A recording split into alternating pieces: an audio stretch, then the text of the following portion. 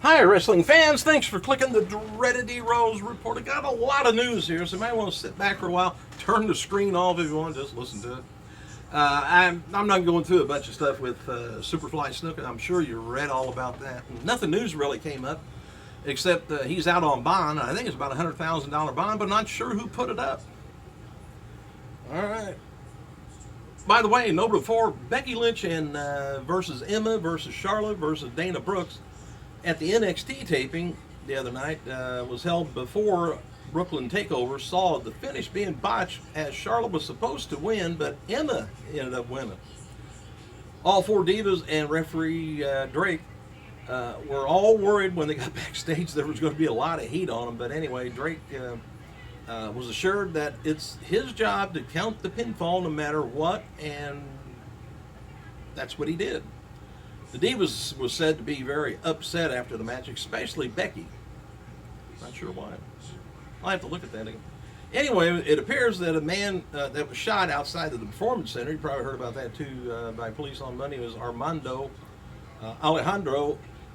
Montalvo, not Alejandro who we know, Montalvo or something like that. He was obsessed with Lita. And while his social media post indicated he was obsessed with AJ Lee, he had a large sign for Lita that said, Lita, I love you. And then he had a chair and binoculars, and he was arrested at the Performance Center back on August 4th also. Deputy that arrested him said Armando just kept laughing and stating that what was happening was just awesome. And he asked the guy if he'd been in there and if he'd seen Lita. So anyway, silliness. All right, and there's a guy that knows him said, as long as I've known him, he's never gone there with ill intentions. And he said it's a silly kid. Mentally, he's just a kid. He loves wrestling, and this is his dream, and he wanted to be a wrestler. Not sure how you take that. Randy Orton and Sheamus did not appear on Raw from Tampa. They did work the dark main event after the show went off the air. The match saw Orton and Cena face Sheamus and Seth Rollins. Cena and Orton hit their finishes on Sheamus to end the show and celebrated to end it and sent everybody out the door. All right, talking about BRAM. BRAM, whatever you want to call him. Anyway, he had an incident with his girlfriend over the weekend, and today he's got a $5,000 bond he's out on for domestic battery by strangulation charge, and a $1,000 bond for false imprisonment charge. Both of those carry felonies, by the way. You got a mugshot out and around. That's you can probably look it up on the internet too.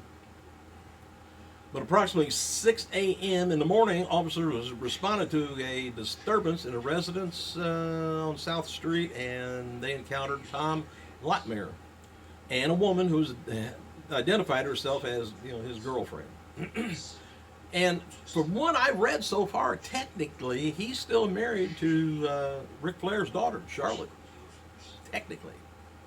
But anyway, the officers observed indications of a physical altercation there, and the investigation revealed that after the couple had been arguing, the woman felt threatened and sought refuge in her bedroom. Latmere, or Brown, followed her into the bedroom, closed the door, and refused to allow her to leave, and then pushed the woman into the bed, holding her down by the neck. Whew. That sounds like something Sonny used to do to her boyfriend.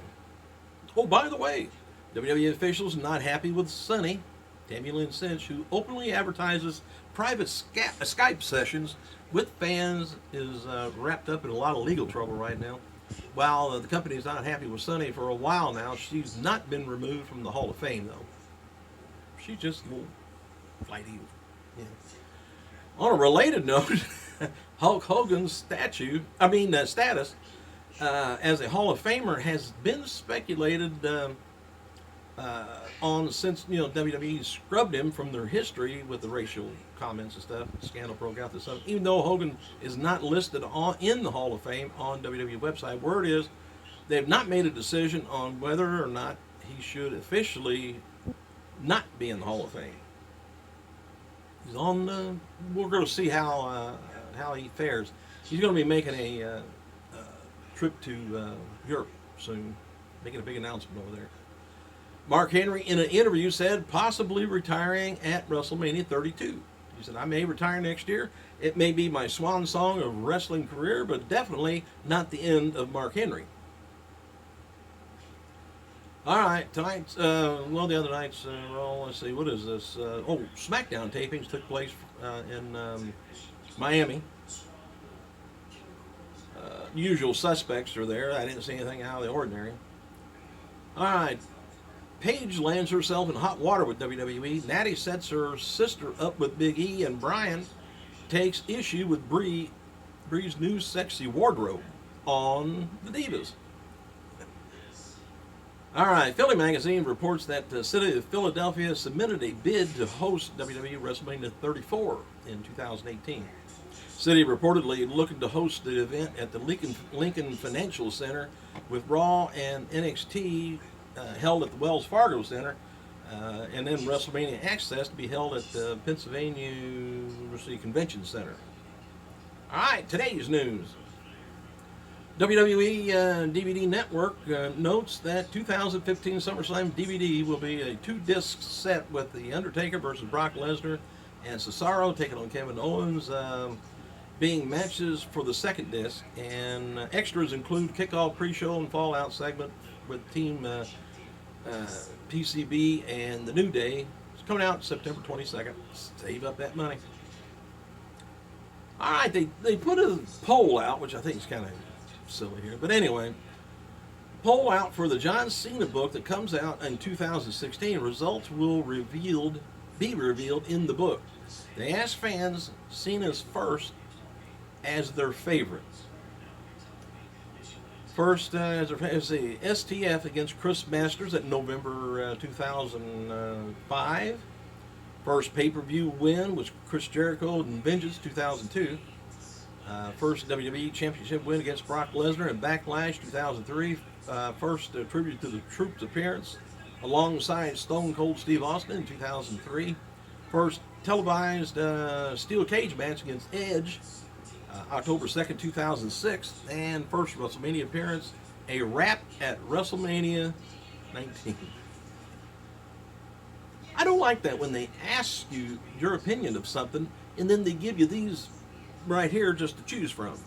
You want our opinion? Let us tell you the opinion. All right, The Rock was just in a meeting with Disney's Jungle Cruise movie that he's going to be starring in, and he noted that their goal is to push the envelope in a smart, edgy, episodically funny way.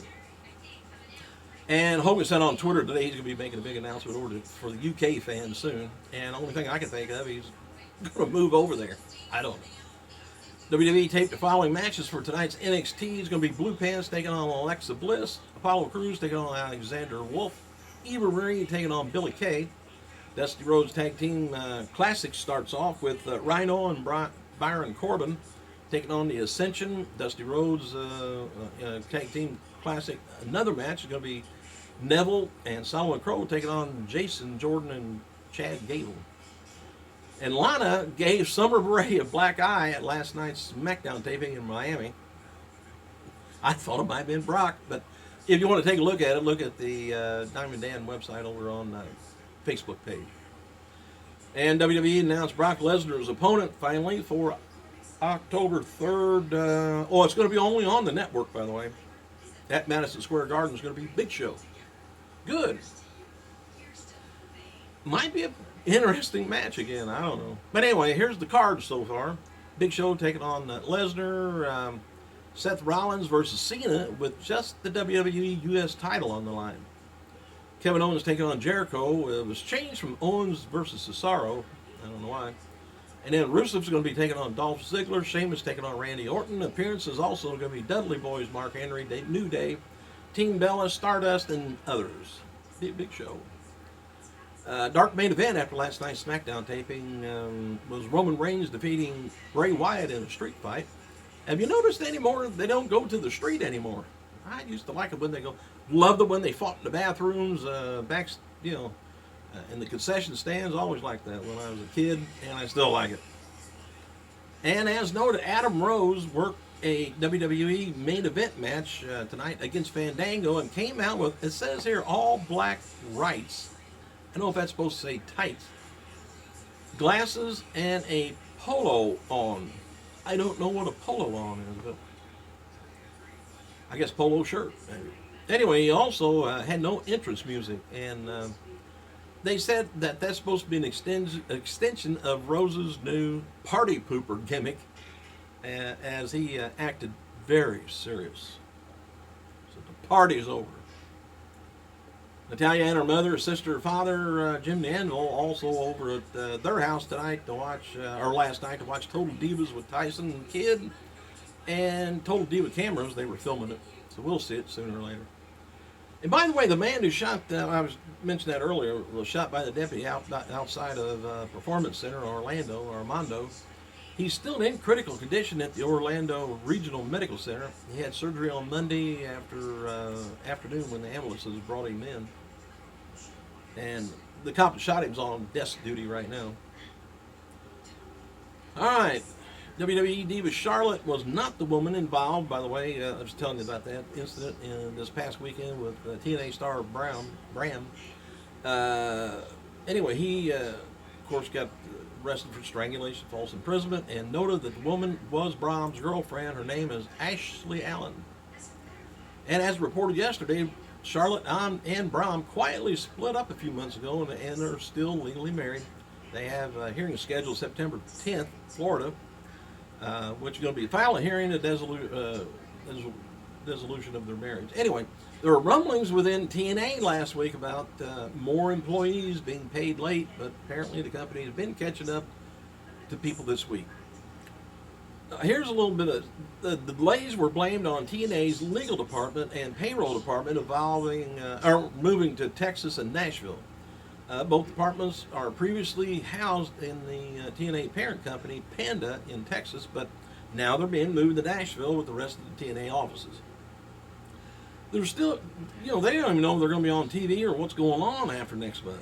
So they're moving things around. But apparently, payroll was just moved from Nashville to Texas earlier this year and is already moving back. I guess they said, get the hell out of here. This could be a sign that Panda's pushing TNA away, or TNA is moving away from Panda on her own. And WWE expressed its continued sympathy to the Argentino family for their loss. Ultimately, this legal matter will be decided by our judicial system, is their comment about Jimmy SUPERFLY SNUKA. We'll find out more on that. Got a lot of it. It's all over the news. Hey, thanks for clicking, you guys. I gotta go.